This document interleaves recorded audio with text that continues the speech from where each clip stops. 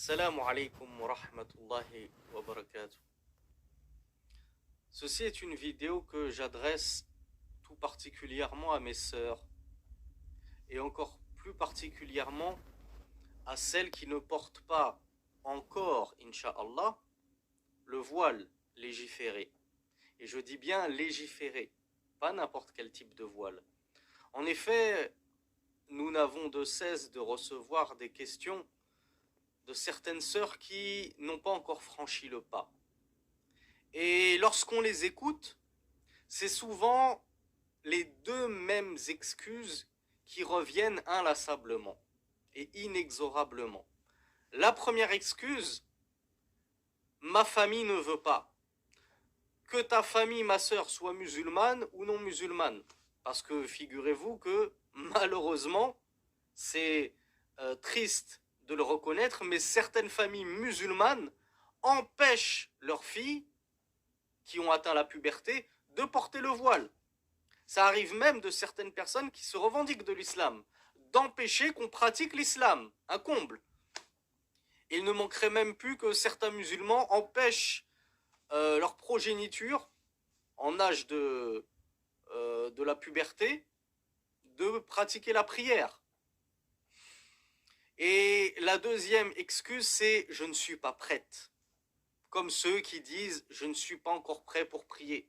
Je ne suis pas encore prêt pour jeûner. Je ne suis pas encore prêt pour faire le pèlerinage. Je vais attendre d'avoir 80 ans. Alors à ces gens-là, et notamment à ces sœurs-là, qui se trouvent cette excuse, je ne me sens pas encore prête.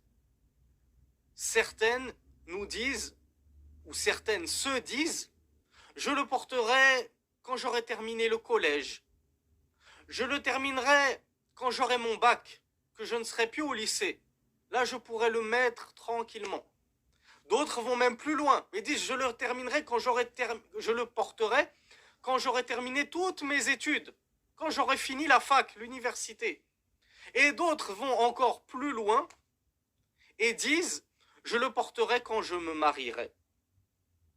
Et à ces sœurs-là, nous disons, et le plus sincèrement du monde et le plus gentiment du monde, nous ne le disons pas pour les invectiver, nous ne le disons pas pour être durs avec elles. Au contraire, nous le disons parce que nous leur souhaitons tellement de bien à ces sœurs-là, que nous leur disons, oh, ma sœur, couvre-toi avant que l'on ne te couvre.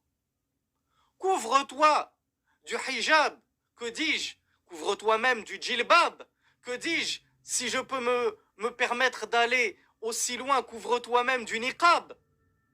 Pourquoi t'en priver? Avant qu'on ne te couvre sous un linceul et que tu reposes dans ta tombe. Est-ce que c'est à ce moment-là? Est-ce que c'est ce moment-là que tu attends, ma sœur, pour enfin être couverte des pieds à la tête, comme Allah Azza wa Jal te l'a ordonné? Tu attends que le seul jour de ta vie où tu auras été couverte de manière légiférée, comme Allah te l'a ordonné, ce sera dans ta tombe quand tu seras morte, et que ce voile-là dans ta tombe ne te sera plus d'aucune utilité, puisque tes seuls hasanat qui continueront de tomber, ce seront les sadaqat jariya, les aumônes continues.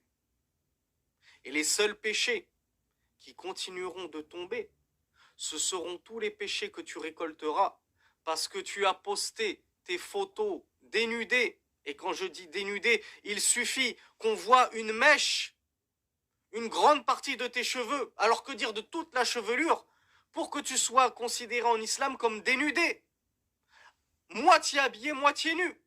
Comme l'a dit le messager d'Allah sallallahu alayhi wa sallam, kasiyatun ariyat.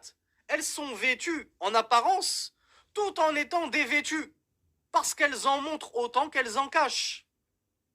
Donc mes chères sœurs, quand savez-vous que vous allez vivre jusqu'à l'obtention du brevet des collèges? Quand sais-tu, ma sœur, que tu vas vivre jusqu'à l'obtention de ton bac pour te permettre de repousser jusque-là? Quand sais-tu si tu vas atteindre l'âge de te marier?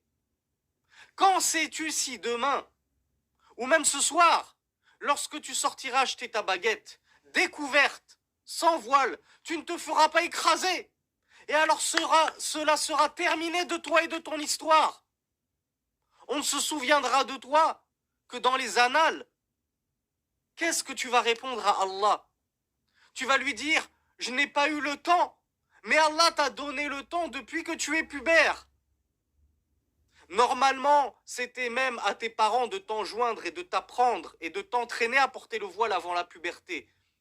Mais une fois que tu as atteint la puberté, ma sœur, et ça va aussi pour les frères, nous, chacun est responsable de lui-même. Une fois que tu es pubère, comme on l'a vu dans de nombreux cours en islam, tu es considéré comme une femme. Et le frère est considéré comme un homme. Nous ne sommes pas considérés comme de petits enfants, comme des adolescents qui sommes excusables. Non. En islam, l'âge adulte s'atteint à la puberté. Et donc, chacun est responsable de lui-même. Ce n'est plus la peine de rejeter la faute sur tes parents. Ce n'est pas parce que tu as 19 ans, ou 16 ans, ou 15 ans, mais que tu es pubère, qu'il faut dire je ne porte pas le voile, c'est de la faute de mes parents. Ils ne veulent pas. Mais est-ce que c'est ça que tu comptes dire à Allah Azza wa Jal? Lui qui t'a ordonné de te voiler. Lui auprès de qui tu vas comparaître seul devant lui. Le jour où personne n'aura d'amis intimes, ni compagne, ni enfant, ni parents, tout le monde t'abandonnera. Ton propre mari te laissera tomber. Il ne s'occupera que de son propre sort. Tes parents que tu chéris tant et que tu as tant peur de courroucer et de vexer et de contrarier. Et tu dis alors, je ne porterai pas le voile tant que je serai sous leur toit, pour ne pas leur faire de mal. Ces parents-là t'abandonneront. Ils ne se soucieront même pas de ton sort, Yaoum al-Qiyamah, au jour dernier. Ce sera chacun pour toi, alors œuvre pour toi-même. Pourquoi donc œuvres-tu pour la satisfaction de ceux qui ne seront plus là pour toi et pour te sauver et pour, comment on appelle ça, intercéder en ta faveur au jour dernier? Mais tu ne dois œuvrer que pour celui qui seul va te juger. Et celui-là, c'est Allah Azza wa Jal. Seul Allah te demandera des comptes. Donc ce n'est que pour Allah que tu dois agir. Si tu fais ceci, ou que tu te prives de cela, ça doit être uniquement pour Allah. Donc, si tes parents t'interdisent de porter le voile, si ton grand frère t'interdit de porter le voile, si même ton mari t'interdit de porter le voile alors que tu es pubère, tu n'as pas à leur obéir. Comme on l'a rappelé dans plusieurs cours, la ta'ata li makhlouq fi ma'siyati al-khaliq. أو كما قال النبي صلى الله عليه وعلى آله وسلم إنما الطاعة في المعروف. Le messager d'Allah sallallahu alayhi wa alayhi wa sallam a dit l'obéissance n'est que dans la bienséance, n'est que dans ce qui est convenable. Donc les savants ont dit point d'obéissance aux créatures dans la désobéissance au Créateur. Le Créateur passera toujours au-dessus des créatures, quand bien même cette créature est ton propre père, ta propre mère. Donc ne les écoute pas et fais fi de leurs désirs et de leurs passions et de leurs penchants, car ce sont des mauvais penchants qu'ils ont. Celui qui se permet de te dire ne porte pas le voile, tu es encore trop jeune, c'est has been, comme on dit, c'est dépassé, c'est démodé le voile.